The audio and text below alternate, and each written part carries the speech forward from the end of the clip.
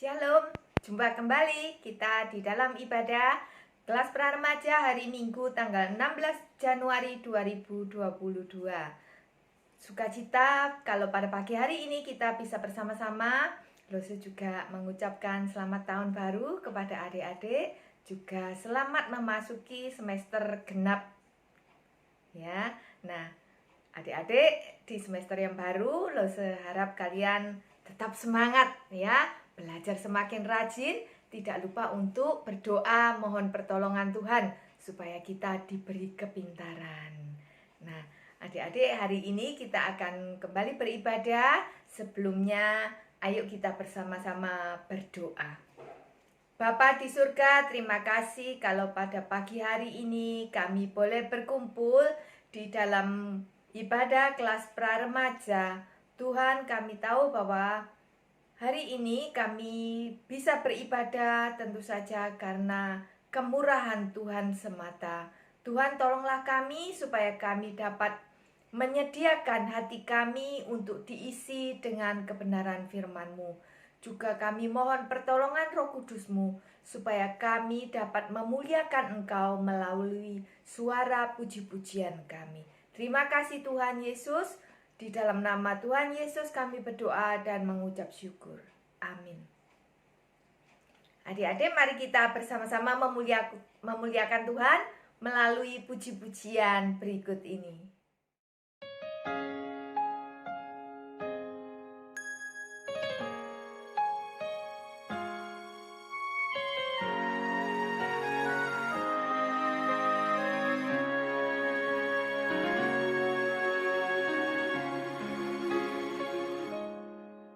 Tuhan tak pernah janji langit selalu biru, tetapi Dia berjanji selalu menyertai.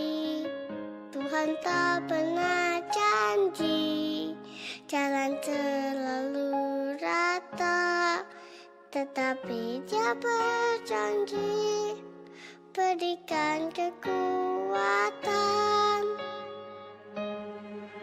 Jangan pernah menyerah, jangan berputus asa.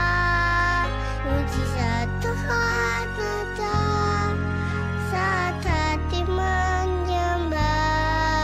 Jangan pernah menyerah, jangan berputus asa. Mujizat Tuhan ada bagi yang setia dan percaya.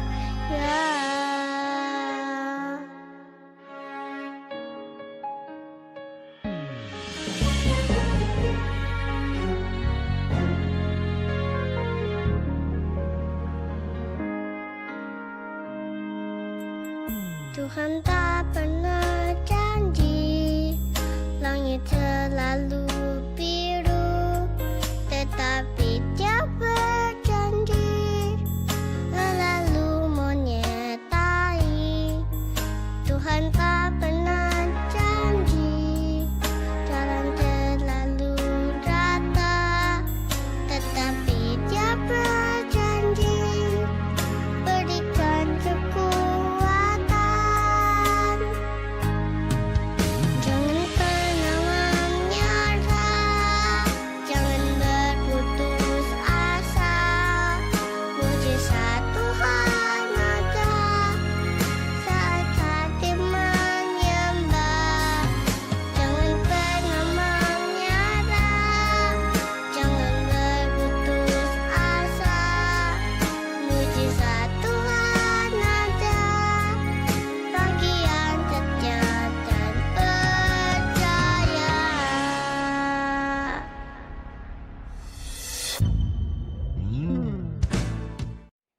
Adik-adik, hari ini kita akan belajar satu materi yaitu tentang dosa. Dosa apa ya artinya? Dosa adalah ketidaktaatan manusia dalam hubungannya dengan Tuhan yang diungkapkan melalui pemberontakan dan pelanggaran manusia. Dalam 1 Yohanes 3 ayat 4, tertulis setiap orang yang berbuat dosa melanggar juga hukum Allah. Sebab dosa ialah pelanggaran hukum Allah. Jadi segala sesuatu yang melanggar hukum Allah itu disebut dosa.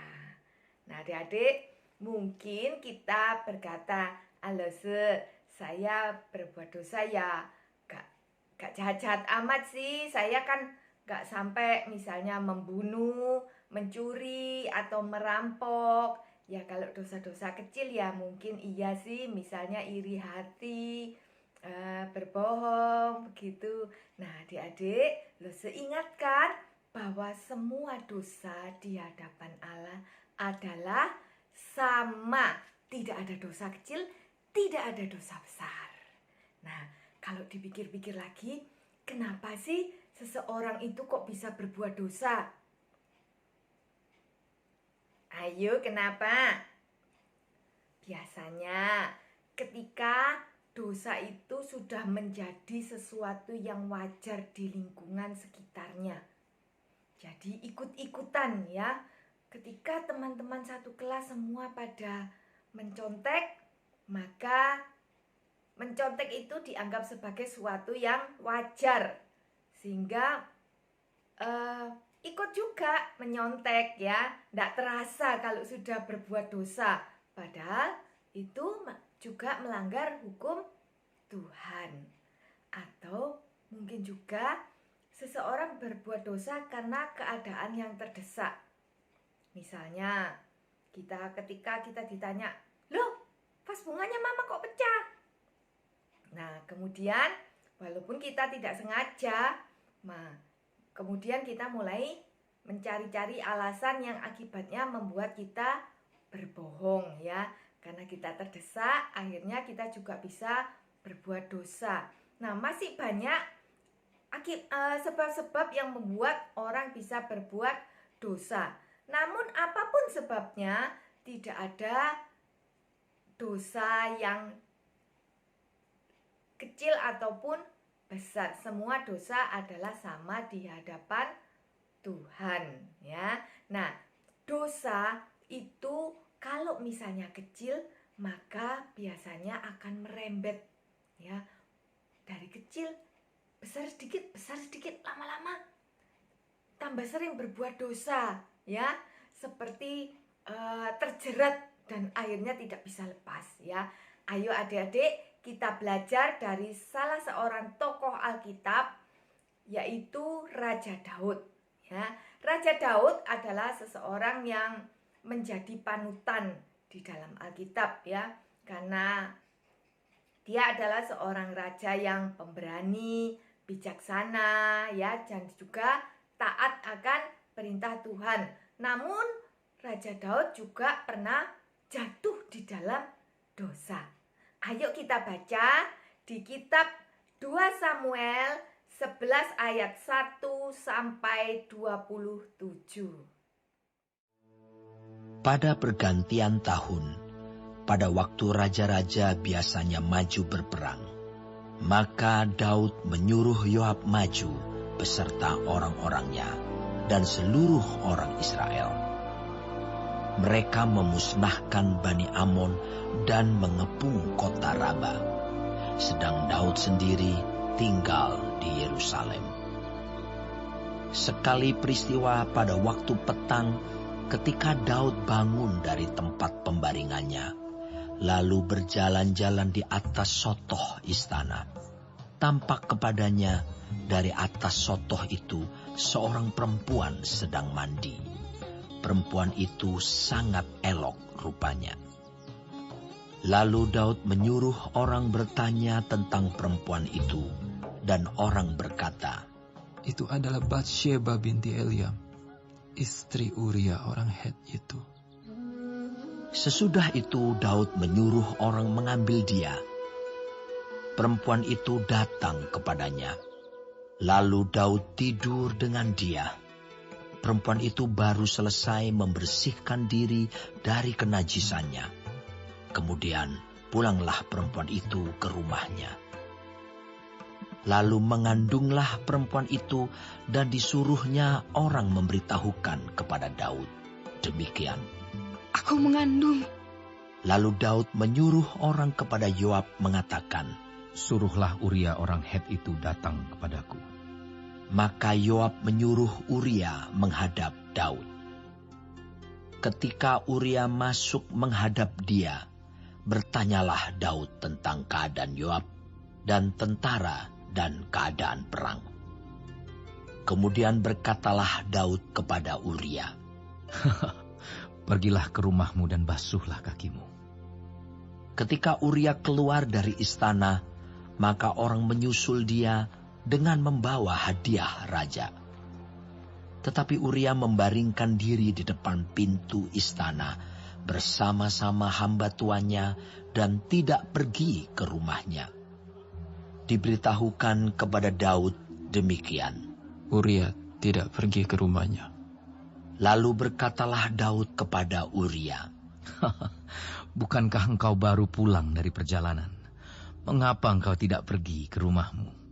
tetapi Uria berkata kepada Daud, Tabut serta orang Israel dan orang Yehuda diam dalam pondok.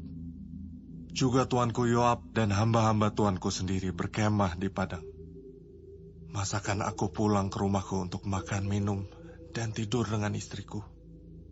Demi hidupmu dan demi nyawamu, aku takkan melakukan hal itu.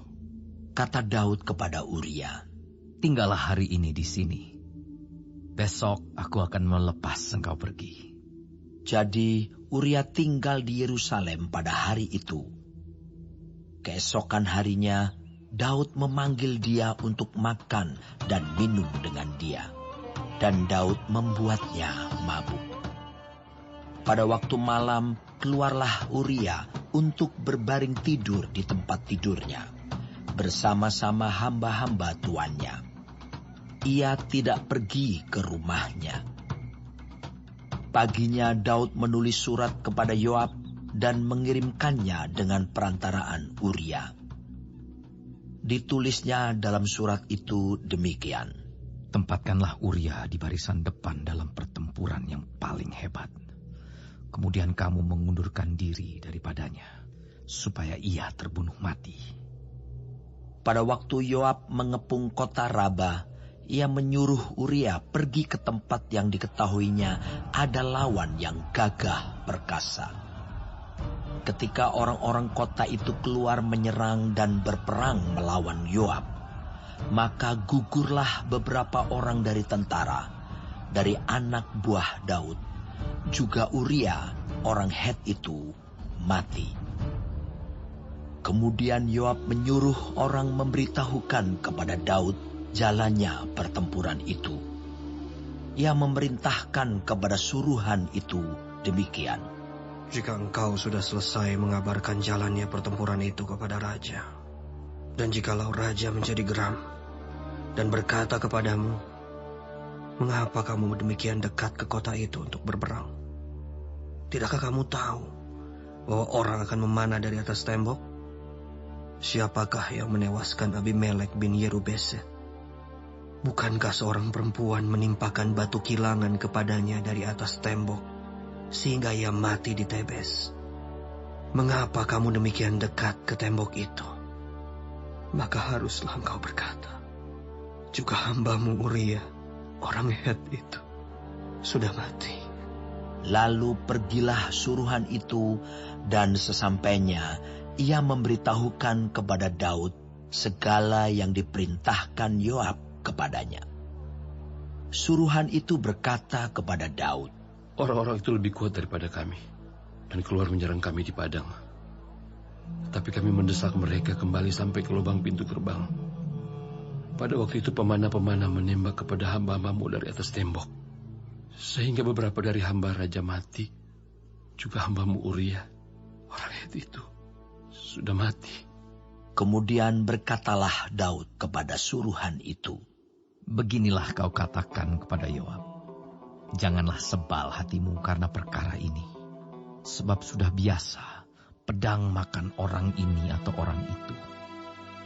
Sebab itu perhebatlah seranganmu terhadap kota itu, dan runtuhkanlah itu.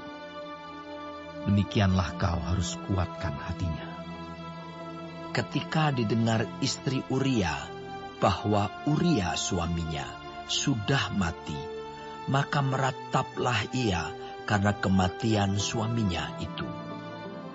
Setelah lewat waktu berkabung, maka Daud menyuruh membawa perempuan itu ke rumahnya.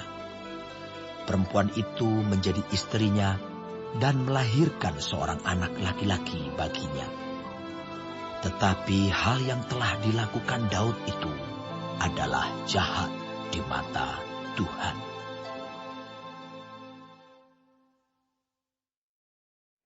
Dari pembacaan tadi kita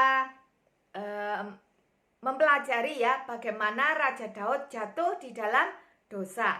Nah, ketika itu karena Raja Daud itu sudah menjadi raja dan hidupnya sudah mulai, keadaan negara sudah mulai nyaman, kemudian Raja Daud memutuskan untuk tidak ikut berperang. Jadi Raja Daud mengutus panglima dan pasukan-pasukannya untuk mereka yang pergi berperang. Sedangkan Raja Daud tinggal di istana ya, istirahat, enak-enakan, santai-santaian ya. Nah, adik-adik, pada saat Raja Daud bersantai itulah kemudian dia tergoda ya, tergoda pada seorang wanita yang bukan istrinya dan kemudian jatuh cinta ya. Itu tidak boleh ya, itu melanggar firman Tuhan. Nah, karena dosa tersebut akhirnya Raja Daud berusaha menutupi apa yang sudah dilakukan, dosa yang sudah dilakukan. Dia mulai mengatur siasat ya, merancangkan sesuatu taktik ya yang juga tidak baik ya. Nah, kemudian bahkan Raja Daud juga merancangkan untuk kematian Uria. Dan memang akhirnya Uria mati ya, mati di medan perang. Ya, secara tidak langsung karena Raja Daud yang menyusun siasatnya itu, ya berarti secara tidak langsung Raja Daud juga yang menyebabkan kematian Uria. Nah, adik-adik, dari dosa yang kecil akhirnya merembet ya sampai menjadi kematian Uria ya, yang secara tidak langsung berarti Raja Daud yang membunuh Uria ya. Nah, adik-adik, dosa itu punya sifat ya selalu menggoda dan siap untuk beraksi ya. Dalam 1 Petrus 5 ayat 8 tertulis, sadarlah dan berjaga-jagalah, lawanmu si iblis berjalan berkeliling sama seperti singa yang mengaum-ngaum dan mencari orang yang dapat ditelannya. Iblis sudah menyiapkan godaan untuk Raja Daud ya. Dia menyiapkan godaan dengan seorang wanita ya. Dituliskan wanitanya sedang mandi. Ayo, kalau matanya ditutup tidak lihat, nah maka Raja Daud bisa terhindar dari dosa. Nah, iblis itu memang suka menggoda, tetapi ada yang dikatakan bahwa siap untuk beraksi. Kalau kamu tidak beraksi, kamu tidak bertindak, maka kita terhindar dari dosa. Tetapi karena Raja Daud bertindak, akhirnya dia jatuh cinta ya kepada wanita yang bukan istrinya. Dan itu menjadi merembet menjadi pusaran dosa sehingga Raja Daud tidak bisa lepas dari pusaran dosa itu. Nah, walaupun akhirnya Raja Daud menyesali ya, memohon ampun dan menyesali perbuatan dosanya. Nah, adik-adik, dosa itu selalu menggoda. Tetapi kalau kita bisa melawannya, kita bisa mengekang hati kita untuk tidak berbuat, maka kita bisa menghindari dosa ya. Nah, sifat dosa yang lain yaitu menular ya. Dalam Roma 5 ayat 12 tertulis, Sebab itu sama seperti dosa telah masuk ke dalam dunia oleh satu orang, dan dosa itu juga maut. Demikianlah maut itu telah menjalar kepada semua orang, karena semua orang telah berbuat dosa. Nah, kalau kalian ingat cerita pertama, ada dosa, yaitu ketika manusia pertama jatuh di dalam dosa, ya. Nah, siapa yang menggoda? Iblis. Iblis menggoda Hawa. Tetapi karena Hawa tidak bisa mengekang dirinya, akhirnya dia melanggar perintah Tuhan. Ya, segala sesuatu yang melanggar perintah Tuhan, aturan Tuhan adalah dosa. Dia dilarang untuk makan buah. Tapi buah yang dilarang itu akhirnya dipetik dan dimakan. Nah, dosa itu kemudian ditularkan kepada Adam. Akhirnya dua orang itu berbuat dosa. Nah, di zaman kehidupan sekarang itu pun juga begitu. Ya, dosa itu ditularkan juga. Misalnya, ketika seseorang berbuat dosa, misalnya nih ada salah seorang teman, ya, mereka ternyata nonton video porno nih. Nah, misalnya ya. Nah, kemudian orang itu mengajak temannya, "Hei, ini loh ada video. Asik. Menegangkan. Kamu kan belum pernah lihat." Nah, akhirnya temannya itu melihat. Kemudian temannya mengajak yang lain. Melihat lagi. Wah, akhirnya satu kelompok teman itu semua berbuat dosa. Ya, dosa itu bisa menular. Nah, ketika sesuatu dosa yang sudah menular, maka dosa itu sering oleh manusia dianggap menjadi sesuatu yang wajar, ya. Banyak hal-hal yang sekarang dianggap wajar, ya, walaupun salah. Misalnya itu menonton konten yang tidak sepantasnya kita tonton, atau mencontek, ya, berbohong misalnya, ya. Nah, ada lagi kalau sudah orang-orang yang sudah dewasa seperti korupsi. Nah, itu seringkali dianggap sebagai sesuatu yang wajar. Tetapi ingat bahwa segala sesuatu yang melanggar hukum Tuhan adalah dosa. Nah, adik-adik, bagaimana caranya supaya kita dapat menjaga diri kita supaya tidak jatuh di dalam dosa? Yaitu kita harus waspada, berjaga-jaga, ya. Berjaga-jaga supaya kita jangan jatuh ke dalam dosa. Dengan cara yang pertama, berdoa mohon pertolongan Roh Kudus supaya kita diingatkan kalau kita hendak melakukan sesuatu yang melanggar hukum Tuhan, ya. Walaupun ini wajar di antara teman-teman, ya, tetapi kita mohon pertolongan Tuhan supaya kita diingatkan, supaya kita tidak tertular dosa, ya. Nah, yang kedua, kita harus rajin membaca firman Tuhan. Mengapa kok rajin membaca firman Tuhan? Dengan membaca firman Tuhan, maka kita tahu hal-hal yang melanggar, yang tidak diperbolehkan oleh Tuhan. Nah, adik-adik, jangan sampai suatu saat ketika kita melanggar firman Tuhan, lalu kita berkata, "Ya, aku kan tidak tahu kalau itu berdosa." Itu tidak ada ampun, ya.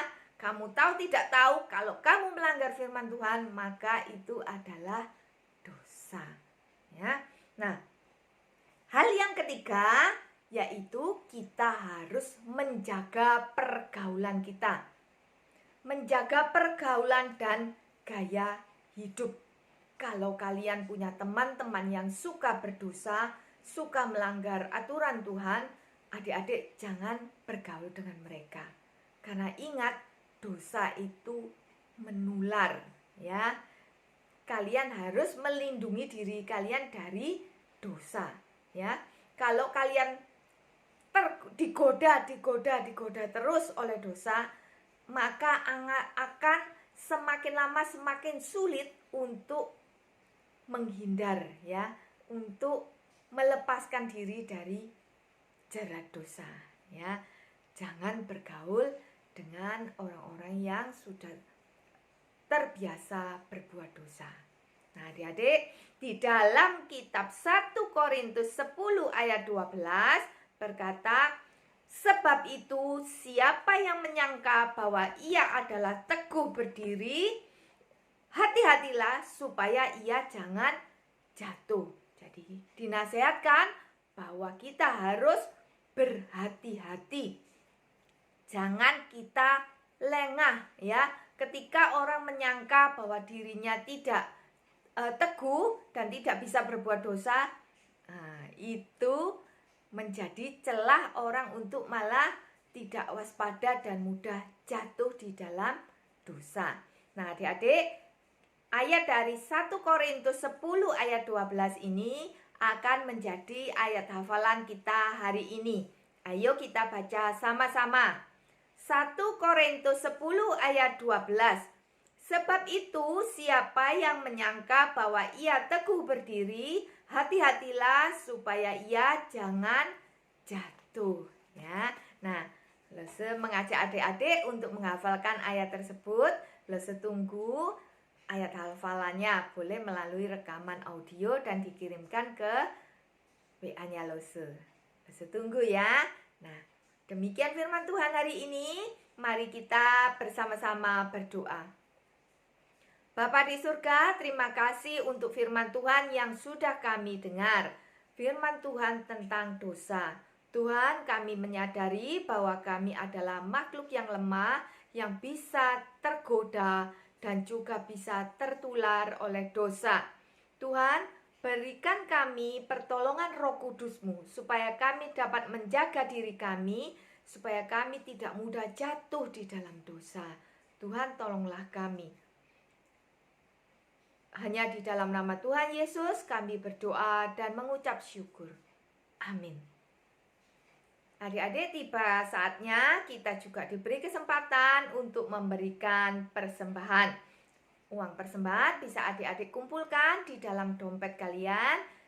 Nanti bisa, kalau sudah banyak, bisa dibawa ke gereja, ya.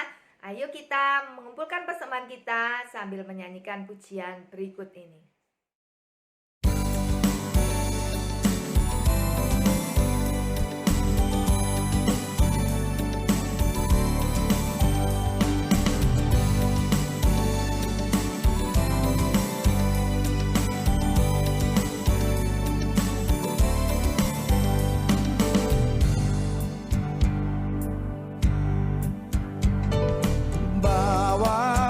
Persembahanmu dalam rumah Tuhan, dengan rela hatimu, janganlah jemu. Bawa persembahanmu, bawa dengan suka, bawa persembahanmu, tanda sukacitamu, bawa persembahanmu, ucaplah syukur. Rahmat Tuhan padamu tidak tertandingi oleh apa saja pun dalam dunia. Kasih